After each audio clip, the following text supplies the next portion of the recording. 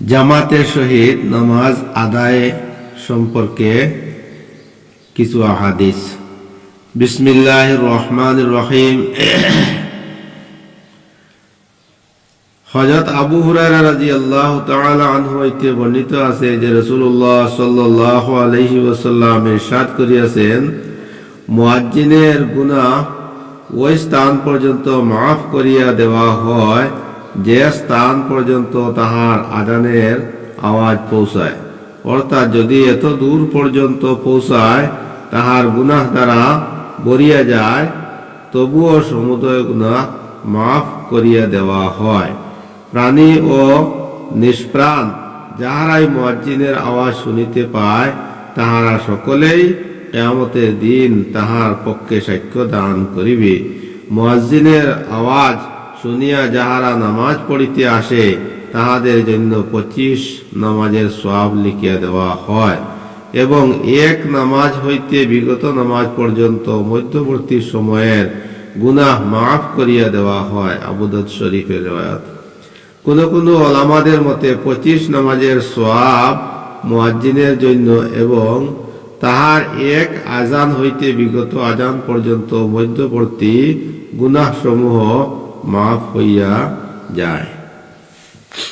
হযরত আব্দুল্লাহ ইবনে ওমর রাদিয়াল্লাহু তাআলা আনহু হইতে বর্ণিত আছে যে রাসূলুল্লাহ সাল্লাল্লাহু আলাইহি ওয়াসাল্লাম ইরশাদ করিয়াছেন, যে স্থান পর্যন্ত মুয়াজ্জিনের আওয়াজ পৌঁছে সে স্থান পর্যন্ত তাহার মাগফিরাত করিয়া দেওয়া হয়।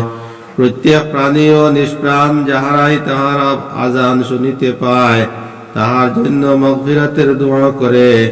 এক রাওয়াতে আছে, প্রত্যেক প্রাণী ও নিষ্প্রাণ জিনিস তাহার আজানের জবাব দেয়। হযরত আবু সাহ রাদিয়াল্লাহু তাআলা আনহু বলেন, হযরত আবু সাঈদ খুদরি রাদিয়াল্লাহু তাআলা আনহু আমাকে বলিয়াছেন, তুমি যখন ময়দানে থাকো তখন উচ্চস্বরে আজান দিও, কারণ আমি রাসূলুল্লাহ সাল্লাল্লাহু আলাইহি ওয়াসাল্লামকে ইরশাদ করিতে শুনিয়াছি যে গাছ, মাটির টিলা, পাথর, জিন ও ইনসান মুয়াজ্জিনের আওয়াজ শুনিতে পায়, তাহারা সকলে কিয়ামতের দিন মুয়াজ্জিনের পক্ষ সাক্ষ্য দিবে। হযরত বারা ইবনে আজিব রাদিয়াল্লাহু তাআলা আনহু হইতে বর্ণিত আছে যে রাসূলুল্লাহ সাল্লাল্লাহু আলাইহি ওয়াসাল্লাম ইরশাদ করিয়াছেন, নিঃসন্দেহে আল্লাহ তাআলা প্রথম কাতারে যাহারা শরীক হয় তাহাদের উপর রহমত নাজিল করেন। ফেরেশতাগণ তাহাদের জন্য রহমতের দোয়া করেন এবং মুয়াজ্জিন যত বেশি তাহাদের আওয়াজকে উচ্চ করে তত বেশি তাহার গুনাহকে মাফ করিয়া দেওয়া হয়। যে সমস্ত প্রাণী বা নিষ্প্রাণ জিনিস তাহার আজান শুনে সকলে তাহার সত্যতার সাক্ষ্য প্রদান করে এবং মুয়াজ্জিন সেই সকল নামাজীদের সমপরিমাণ সওয়াব লাভ করে যাহারা তাহার সহিত নামাজ আদায় করিয়াছে। নাসাই শরীফ। ফায়দা: কোন কোন উলামায়ে কেরাম হাদিসের দ্বিতীয় বাক্যের অর্থ এরূপ বর্ণনা করিয়াছেন যে আজানের স্থান হইতে আজানের আওয়াজ পৌঁছা পর্যন্ত মধ্যবর্তী স্থানে মুয়াজ্জিনের যত গুনাহ হইয়াছে সমুদয় গুনাহ মাফ করিয়া দেওয়া হয়।